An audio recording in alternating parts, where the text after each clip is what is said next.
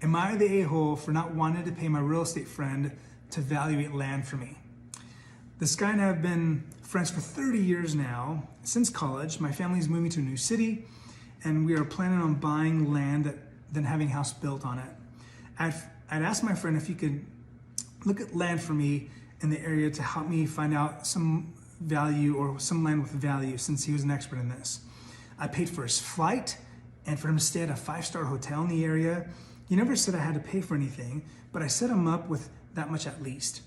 Now he found us some land which seems to be really undervalued, and he wants me to pay his billable rate since it was such a good find.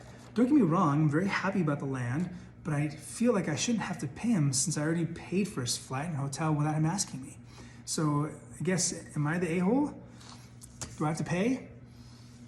Well, in this situation, I would agree that you're being a little bit of a butthead if you're not paying for your friend's time. But in your defense, I would say that if you don't have anything written in contract, then you don't owe anybody anything. I mean, honestly, if you guys had decided in advance, or if he had said, hey, I'm willing to do that for you as a friend, you don't have to pay me for anything, then that would have been one thing, and he shouldn't have expected anything past that. But if he had said, well, I'm happy to help you, but because of the time value of money and using my resources and my time and my knowledge and skill set, I'm willing to go and fly to where you are and give you that advice and be able to find you a great deal, but I want to be compensated for it.